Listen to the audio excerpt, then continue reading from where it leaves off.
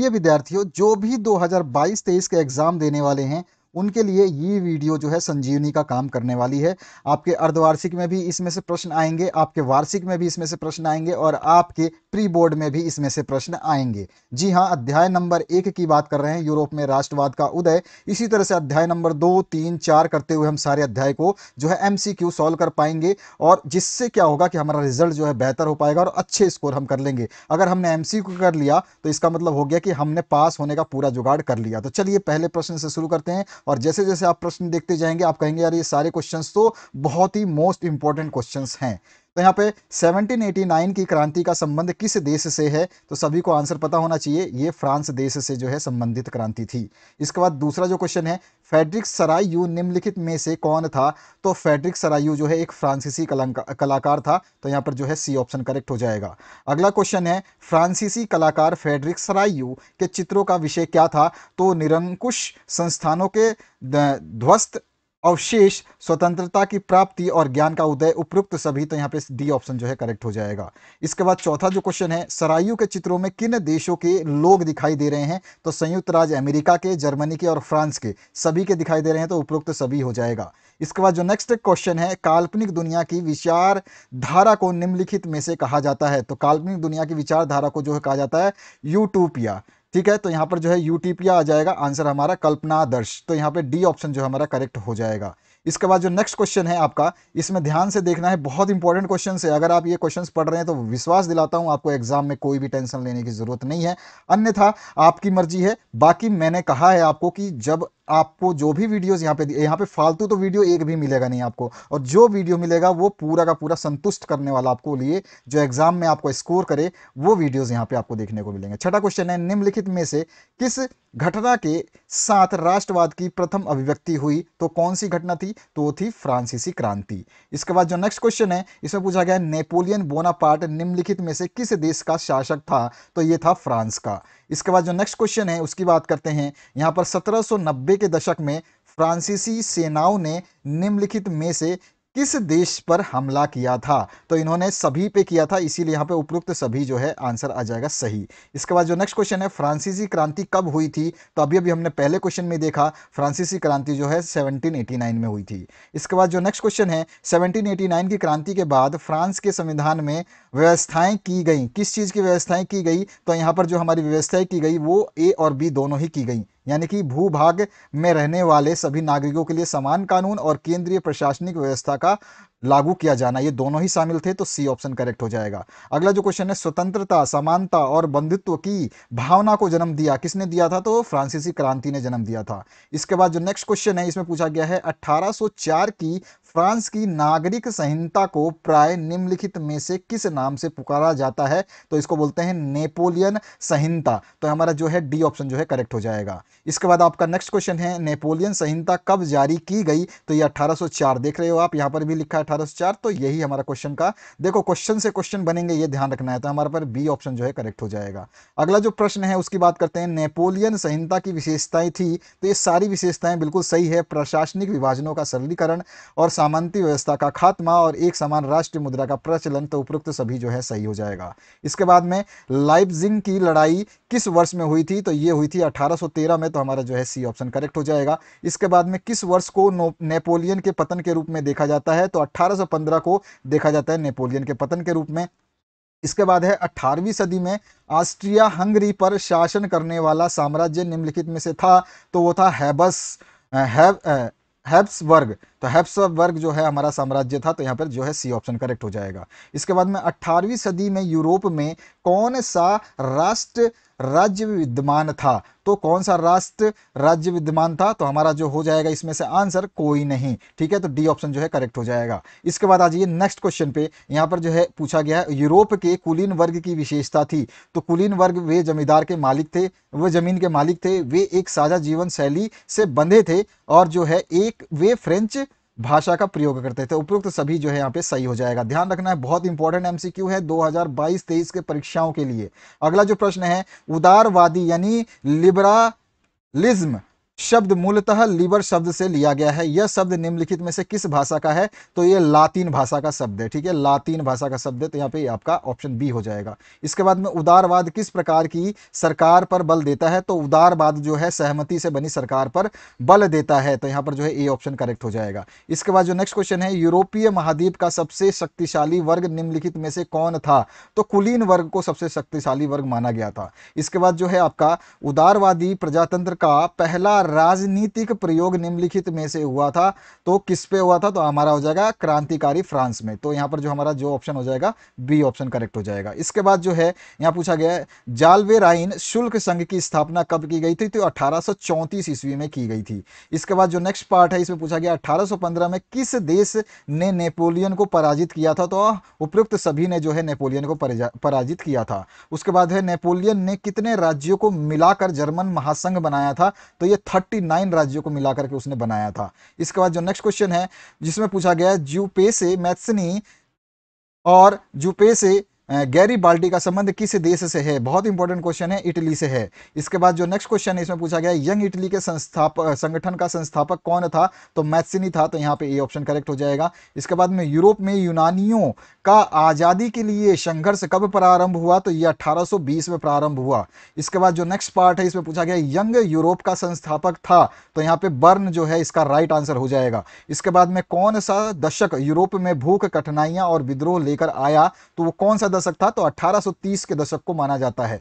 इसके बाद जो नेक्स्ट क्वेश्चन है यहां पर पूछा गया है फ्रैंकफर्ट संसद का गठन कब हुआ? तो ये हुआ था 1848 में। बी ऑप्शन जो है करेक्ट हो जाएगा। इसके बाद जो है 19वीं सदी के मध्य में कौन सा प्रदेश 7 राज्यों में बांटा गया था? तो वो था हमारा इटली। इसके बाद जो नेक्स्ट क्वेश्चन है इसमें पूछा गया है वियना संधि के पश्चात निम्नलिखित में से कौन सा राजवंश फ्रांस में सत्ता में आया? तो बूर्बो वंश जो है सत्ता में आया था। इसके बाद जो नेक्स्ट क्वेश्चन है यूनान को एक स्वतंत्र राष्ट्र के रूप में मान्यता कब और कैसे मिली? तो ये मान्यता स्वतंत्र राष्ट्र के रूप में जो यूनान को मिली थी 1832 में जो मिली थी। ठीक है, तो 1832 में कुस्तुनतुनिया संधि के द्वारा। इसके बाद में नेक्स्ट जो क्वेश्चन है इसमें लुईज ऑटो पीटर्स निम्नलिखित में से कौन थी? तो ये एक राजनीतिक कार्यकर्ता थी, तो यहाँ पे डी ऑप्शन जो है करेक्ट हो जाएगा। इसके बाद आ जाइए नेक्स्ट क्वेश्चन पे, जब फ्रांस छींकता है तो बाकी यूरोप को सर्दी जुकाम हो जाता है, ये शब्द निम्नलिखित में से किसने कहा था? तो ये शब्द थे मेटरनिक के। इसके बाद जो नेक्स्ट क्वेश्चन है इसमें पूछा गया जर्मनी के एकीकरण के लिए निम्नलिखित में से किस सम्मेलन को बुलाया गया था? तो आंसर हो जाएगा फ्रैंकफर्ट पार्लियामेंट। ठीक है, यहां पर जो हमारा सी ऑप्शन करेक्ट हो जाएगा। इसके बाद जो नेक्स्ट क्वेश्चन है इसमें पूछा गया है जर्मनी के एकीकरण का प्रयास निम्नलिखित में से किस देश के द्वारा किया गया था? तो ये प्रशा ने एकीकरण का प्रयास किया था। इसके बाद जो नेक्स्ट क्वेश्चन है जर्मनी के एकीकरण की प्रक्रिया के जनक कौन थे? तो ये थे हमारे ऑटो वान बिस्मार्क। इसके बाद जो नेक्स्ट पार्ट है इसमें पूछा गया है जर्मनी के एकीकरण के पश्चात किसे जर्मनी का सम्राट घोषित किया गया? तो विलियम प्रथम को किया गया था, तो यहां पर जो हमारा बी ऑप्शन करेक्ट हो जाएगा। इसके बाद जो है हमारा 19वीं सदी के मध्य में इटली कितने राज्यों में बटा हुआ था? तो ये 7 राज्यों में बटा हुआ था। इसके बाद जो नेक्स्ट क्वेश्चन इसमें पूछा गया इटली के एकीकरण का मुख्य कर्णधार निम्नलिखित में से कौन है? तो यहाँ पर जो है मैजिनी और गैरीबाल्डी और कावूर तीनों ही हैं, तो उपरोक्त तीनों जो है इसका आंसर हो जाएगा। इसके बाद जो है एक्ट ऑफ यूनियन 1707 किसके बीच एक समझौता था? तो इंग्लैंड और आपका स्कॉटलैंड के बीच में ये समझौता था। इसके बाद जो है आपका इंग्लैंड में राष्ट्र राज्य स्थापित करने का श्रेय निम्नलिखित में से किसे जाता है? तो ये संसद को जाता है। इसके बाद जो नेक्स्ट क्वेश्चन है इसमें पूछा गया इंग्लैंड में शानदार क्रांति कब हुई? तो शानदार क्रांति जो है आपकी हुई थी 1688 में। इसके बाद जो नेक्स्ट क्वेश्चन है इसमें पूछा गया है इंग्लैंड में शानदार क्रांति ने निम्नलिखित में से किसकी शक्तियां छीनी थी? तो राजतंत्र की शक्तियों को छीन लिया था इसने। इसके बाद जो नेक्स्ट क्वेश्चन है इसमें पूछा गया आपसे निम्नलिखित में से किस एक्ट के द्वारा United kingdom of great Britain की स्थापना हुई? तो आपका एक्ट ऑफ यूनियन के द्वारा इसको स्थापित किया गया था। इसके बाद जो नेक्स्ट क्वेश्चन है लाल टोपी या टूटी जंजीर निम्नलिखित में से किसका प्रतीक था? तो ये स्वतंत्रता का प्रतीक माना गया। इसके बाद जो नेक्स्ट क्वेश्चन है इसमें पूछा गया है फ्रांस में स्वतंत्रता का प्रतीक किसे माना गया है? तो यहां पर जो ऑप्शन हो जाएगा मारियान को। इसके बाद जो नेक्स्ट क्वेश्चन है इसमें पूछा गया निम्नलिखित में से जर्मन राष्ट्र का रूपक या प्रतीक कौन था, तो जर्मन की जर्मेनिया थी, ठीक है, तो बी ऑप्शन जो है करेक्ट हो जाएगा। इसके बाद में जर्मन बलूत को निम्नलिखित में से किसका प्रतीक माना जाता है, तो इसको वीरता का प्रतीक माना जाता है। इसके बाद जो नेक्स्ट क्वेश्चन है जर्मेनिया किस वृक्ष के पत्तों का मुकुट पहनती थी, तो ये बलूत के पत्तों का जो है मुकुट पहनती थी, तो यहाँ पे जो हमारा हो जाएगा डी ऑप्शन करेक्ट। इसके बाद जो नेक्स्ट क्वेश्चन है काला सागर और एड्रियाटिक सागर के मध्य क्षेत्र को क्या कहा जाता है, तो इसको बोलते हैं बाल्कन क्षेत्र, ठीक है, तो हमारा जो है ए ऑप्शन करेक्ट हो जाएगा। इसके बाद जो नेक्स्ट क्वेश्चन है इटली के शासक एमेन्युएल द्वितीय की पत्नी का क्या नाम था, तो ला टालिया नाम था उनका, ला टालिया नाम था उनका। इसके बाद जो नेक्स्ट क्वेश्चन है वाटरलू की लड़ाई कब हुई, वाटरलू की लड़ाई जो है 1815 में हुई थी। इसके बाद जो है आपका इतिहास में किसे लौह और शक्ति नीति का जन्मदाता कहा जाता है, तो वो है बिस्मार्क, ठीक है। इसके बाद जो नेक्स्ट क्वेश्चन है इसमें पूछा गया है God save our noble killing निम्नलिखित में से कहां का राष्ट्रीय गान है, तो ये इंग्लैंड का जो है राष्ट्रीय गान है। इसके बाद में नेक्स्ट जो क्वेश्चन है जियोप्सी मैथ्सिनी का जन्म कहां हुआ था, तो इनका जन्म जो हुआ था जिनोवा में हुआ था, तो यहां पर जो हमारा आंसर हो जाएगा डी ऑप्शन करेक्ट हो जाएगा। इसके बाद जो नेक्स्ट क्वेश्चन है अर्स्टन रेनन ने किस विश्वविद्यालय में व्याख्यान दिया था, तो ये सारबन में दिया था, सारबान में दिया था, तो यहां पर जो हमारा ए ऑप्शन करेक्ट हो जाएगा। इसके बाद जो नेक्स्ट क्वेश्चन है आयरलैंड को बलपूर्वक यूनाइटेड किंगडम में कब शामिल किया गया था, तो ये 1801 में जो है इसको शामिल कर दिया गया था। इसके बाद जो नेक्स्ट क्वेश्चन है इसमें कस्तून पूनिया की संधि कब हुई थी, तो ये 1832 में हुई थी, तो यहाँ पे सी ऑप्शन करेक्ट हो जाएगा। इसके बाद है जर्मनी के एकीकरण की आधारशिला किसने तैयार की थी, तो इसको करा था नेपोलियन बोनापार्ट ने, तो सी ऑप्शन जो है करेक्ट हो जाएगा। इसके बाद जो है फ्रांस की क्रांति का अग्रदूत किसे कहा जाता है, तो रूसो को जो है फ्रांस की क्रांति का अग्रदूत कहा जाता है। सामाजिक उपबंध नामक पुस्तक का लेखक कौन है, तो वो है रूसो, ये ऑप्शन जो करेक्ट हो जाएगा। उसके बाद में विश्वकोश नामक ग्रंथ की रचना किसने की थी, तो दिदरो ने की थी, तो यहाँ पर जो हमारा सी ऑप्शन करेक्ट हो जाएगा। ये सारे क्वेश्चन में से आपको बोर्ड और प्री बोर्ड और अर्धवार्षिक में आपको एग्जाम में पेपर में क्वेश्चन मिलेंगे। 67 नंबर क्वेश्चन पे आ चुके हैं। 1789 की ईस्वी की में फ्रांस की क्रांति के समय किसका शासन था, तो लुई जो है यहाँ पे 16वें का शासन था, तो हमारा जो ऑप्शन हो जाएगा बी ऑप्शन करेक्ट हो जाएगा। इसके बाद में है क्रांति के दौरान जन कल्याण के लिए सबसे अधिक काम किस समय हुआ था, तो आतंक राज्य के समय, ठीक है, तो यहां पर जो हो जाएगा हमारा बी ऑप्शन करेक्ट हो जाएगा। इसके बाद जो नेक्स्ट क्वेश्चन की बात करें तो फ्रांस की क्रांति में मुख्य भूमिका किस वर्ग की थी, तो मध्यम वर्ग की सबसे ज्यादा मुख्य भूमिका मानी गई थी। इसके बाद में बैंक ऑफ फ्रांस की स्थापना किसने की, तो नेपोलियन बोनापार्ट ने जो है इसकी स्थापना की। इसके बाद है मानव और नागरिक अधिकारों की घोषणा किस सभा ने की थी, तो संविधान सभा द्वारा जो है इसकी घोषणा की गई थी। इसके बाद है ऑस्ट्रिया के साथ प्रशा का युद्ध कब हुआ था, तो ये आपका हुआ था 1866 में। इसके बाद है प्रशा का ऑस्ट्रिया के साथ किस संधि के द्वारा युद्ध विराम हुआ था, तो वो कौन सी संधि थी, तो उसका नाम था वियना संधि। इसके बाद जो नेक्स्ट क्वेश्चन है इसमें पूछा गया फ्रांस और प्रशा का युद्ध कब हुआ, तो फ्रांस और प्रशा का युद्ध जो है 1870 ईस्वी में हुआ था। इसके बाद जो नेक्स्ट क्वेश्चन है प्रथम स्टेट कौन होते थे, तो प्रथम स्टेट में जो है आपके पादरी वर्ग आते थे। इसके बाद जो नेक्स्ट क्वेश्चन है इसमें मॉन्टेस्क्यू ने किस सिद्धांत का प्रतिपादन किया था, तो आधिकारिक विभाजन का प्रतिपादन किया था। इसके बाद जो नेक्स्ट क्वेश्चन है क्रांति के बाद नापतोल की कौन सी प्रणाली लागू की गई थी, तो वो थी मैट्रिक प्रणाली।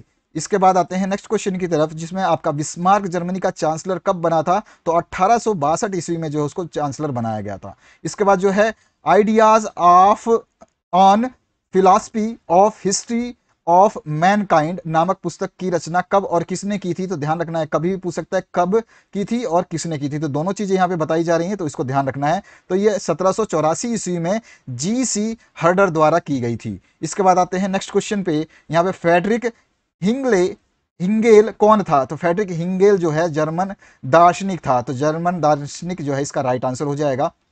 इसके बाद में 1848 ईस्वी के फ्रैंकफर्ट सभा में संयुक्त जर्मनी का ताज किसे प्राप्त हुआ, तो ये आंसर हो जाएगा हमारा प्रशा के शासक को, तो हमारा जो है सी ऑप्शन करेक्ट हो जाएगा। इसके बाद हमारा जो नेक्स्ट क्वेश्चन है टैली क्या थी, तो टैली जो है भूमि कर को बोला जाता था। उसके बाद जो नेक्स्ट क्वेश्चन है इसमें पूछा गया है ताइथ किस प्रकार का कर था, तो ताइथ जो है उपज का कर था, तो यहां पर जो हमारा डी ऑप्शन करेक्ट हो जाएगा। इसके बाद जो है आपका दी स्पिरिट ऑफ लॉ नामक पुस्तक का लेखक कौन था, तो मॉन्टेस्क्यू को जो है इसका लेखक कहा जाता है, उन्होंने लिखी थी। उसके बाद में द्वितीय स्टेट किसे कहते थे, तो द्वितीय स्टेट में जो है कुलीन वर्ग को शामिल किया गया था। इसके बाद में सामंतवाद का अंत कब हुआ था? सामंतवाद का अंत जो है 4 अगस्त 1789 में हुआ था। तो यहाँ पे आपका जो है ये ऑप्शन करेक्ट हो जाएगा बी। इसके बाद जो है आपका 1861 ईस्वी में संयुक्त इटली का शासक कौन बना? तो संयुक्त इटली का शासक जो है विक्टर एम्यूनल द्वितीय बना। तो हमारा जो है सी ऑप्शन करेक्ट हो जाएगा। इसके बाद जो है आपका इटली का एकीकरण कब पूरा हुआ था?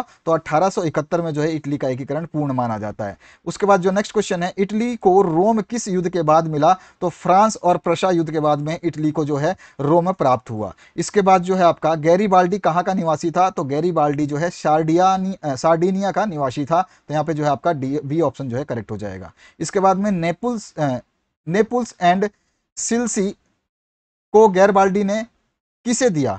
तो गैरिबाल्डी ने किसे दिया? तो विक्टर इमैनुअल को दिया था। तो यहाँ पे जो हमारा बी ऑप्शन है ये करेक्ट हो जाएगा। इसके बाद है आपका कावूर की मृत्यु कब हुई थी? तो 1861 ईस्वी में हुई थी। इसके बाद जर्मनी के एकीकरण के बाद चांसलर कौन बना? तो बिस्मार्क को चांसलर बनाया गया था। इसके बाद है जर्मनी का एकीकरण कब पूरा हुआ? तो अभी बताया था हमने 1871 में। इसके बाद में यंग इटली सोसाइटी की स्थापना किसने की थी? तो ये की थी मैजिनी ने। इसके बाद जो नेक्स्ट क्वेश्चन है इसमें पूछा गया इटली के एकीकरण से पूर्व दक्षिणी इटली पर किसका अधिकार था? तो वो पोप का अधिकार था। इसके बाद जो नेक्स्ट क्वेश्चन है इसमें पूछा गया कावूर सार्डिनिया का प्रधानमंत्री कब बना था? तो ये 1858 में बना था। इसके बाद जो है जूरिच की संधि कब हुई थी? जूरिच की संधि जो हुई थी 1859 में हुई थी। इसके बाद जो नेक्स्ट जो क्वेश्चन है इसमें पूछा गया ऑस्ट्रिया और सार्डिनिया का युद्ध कब हुआ था? तो ये अप्रैल 1859 ईस्वी में हुआ था। तो यहाँ पे सी ऑप्शन जो है हमारा करेक्ट हो जाएगा। इसके बाद जो नेक्स्ट क्वेश्चन है इसमें पूछा गया है गैस्टिन को समझौते के द्वारा क्या निर्णय लिया गया? तो गैस्टिन के समझौते के द्वारा जो निर्णय लिया गया था ये हमारा राइट आंसर हो जाएगा। शेल्विक पर प्रशा का और होल्स्टिक पर ऑस्ट्रिया का अधिकार हुआ। इसके बाद जो नेक्स्ट क्वेश्चन है इसमें पूछा गया आपसे जर्मनी का एकीकरण किस युद्ध के बाद पूरा किया गया था? तो ये फ्रांस और प्रशा युद्ध के बाद में। तो हमारा बी ऑप्शन जो है करेक्ट हो जाएगा। इसके बाद में यहाँ पे फ्रांसीसी क्रांति के दौरान कलाकारों ने स्वतंत्रता, न्याय और गणतंत्र जैसे विचारों को व्यक्त करने के लिए नारी रूपक का प्रयोग किया। इस नारी रूपक का क्या नाम था? तो इसको कहा गया मारियान। तो यहाँ पर जो हमारा ऑप्शन हो जाएगा ए करेक्ट। इसके बाद आते हैं हम नेक्स्ट क्वेश्चन पे। तो इसमें जुएस्पे मैत्सिनी ने एकीकरण इतावली गणराज्य के लिए एक सुविचारित कार्यक्रम प्रस्तुत करने के लिए किस गुप्त संगठन का निर्माण किया था? तो वो था यंग इटली संगठन। इसके बाद जो नेक्स्ट क्वेश्चन है इसमें पूछा गया जर्मन, हम टोटल 111 क्वेश्चन इस वीडियो के माध्यम से देख रहे हैं पहले चैप्टर में। जर्मन का राष्ट्र रूपक क्या है? तो जर्मन का जर्मेनिया, जो मैं आपको पहले ही बता चुका हूं। किसी भी तरह से घुमा फिरा के आपसे क्वेश्चन पूछा जा सकता है। इस आंदोलन ने तर्क वितर्क और विज्ञान के महिमा मंडन की आलोचना की और उसकी जगह भावनाओं और अंतर्दृष्टि और रहस्यवादी भावनाओं पर जोर दिया। तो ये कौन सा जो है आंदोलन था? तो रोमानीवादी। ठीक है, तो यहां पर जो है ए ऑप्शन करेक्ट हो जाएगा। इसके बाद जो है आपका जलवेराइन किसका संघ था? तो जलवेराइन जो है शुल्क संघ था। किसका संघ था? ये शुल्क संघ था। इसके बाद में जलवेराइन द्वारा किए गए मुख्य कार्य क्या थे? तो जलवेराइन द्वारा जो है संघ ने शुल्क अवरोधों को समाप्त कर दिया, मुद्राओं की संख्या 2 कर दी जो उससे पहले 30 थी, और उसके बाद में जो है रेलवे के जाल के विस्तार से राष्ट्रीय एकीकरण को बढ़ावा मिला। तो यहाँ पे उपरोक्त सभी जो है तीनों काम इसमें सही है। इसके बाद जो है नेक्स्ट क्वेश्चन है नेपोलियन को किन देशों ने मिलकर हराया था? तो ब्रिटेन ने, रूस और प्रशा ने और ऑस्ट्रिया ने, उपरोक्त सभी ने। इसके बाद जो है वियना संधि का मुख्य उद्देश्य क्या था? तो वियना संधि का मुख्य उद्देश्य जो था वो था आपका उन कई सारे बदलावों को खत्म करना जो नेपोलियाई युद्धों के दौरान हुए थे। तो सी ऑप्शन जो है हमारा करेक्ट हो जाएगा। उसके बाद जो नेक्स्ट पार्ट है इसमें पूछा गया है कल्पना आदर्श का शाब्दिक अर्थ क्या है? तो यहाँ पर जो हमारा पहला ऑप्शन है यही सही हो जाएगा। काल्पनिक समाजों को इतना आदर्श है, काल्पनिक समाज जो इतना आदर्श है कि उसका साकार होना लगभग असंभव है। ये कल्पना आदर्श का मतलब ऐसी कल्पना करना जिसका साकार होना जो है मुश्किल है। अब जो है आपका अंतिम प्रश्न, वियना संधि कब हुई थी? तो यहाँ पे हमारा आंसर हो जाएगा 1815 ईस्वी में। और ये था आपका पहला चैप्टर सामाजिक विज्ञान का, जिसके एमसीक्यू आपने देख लिए। आपके हाफ ईयरली, प्री बोर्ड और बोर्ड परीक्षाओं के लिए बहुत ही महत्वपूर्ण है। और अब जो आपको महत्वपूर्ण सूचना दे दूं मैं, हिंदी और अंग्रेजी माध्यम के लिए साइंस यानी विज्ञान के पीडीएफ नोट्स जो है हमने अवेलेबल करा रखे हैं, डिस्क्रिप्शन में उसकी लिंक मिल जाएगी, वहां से आप पीडीएफ डाउनलोड कर सकते हैं। समय अनुसार डाउनलोड कर लें, जल्द ही इसकी लिंक को हटा दिया जाएगा, जो कि फ्री में अवेलेबल है। आपको कुछ नहीं करना, जस्ट एक क्लिक करना है और आपको ये सारे के सारे जो है डाउनलोड हो जाएंगे। तो डिस्क्रिप्शन में जो लिंक है वो अवेलेबल है, आप जरूर जाएं और वहां से डाउनलोड कर लें, अपने दोस्तों को बताएं, अपने स्कूल फ्रेंड को, अपने ग्रुप में सभी के साथ में शेयर कर दें। नेक्स्ट चैप्टर आपका जल्दी अपलोड होने वाला है, बने रहिए इस चैनल के साथ में। पूरी तैयारी करवाऊंगा, 100 में से 100 मार्क्स आपको दिलवाना है और उसके लिए आपको पूरे के पूरे जो भी वीडियोस आ रहे हैं उनको आपको पढ़ना है। Thank you very much, have a good day.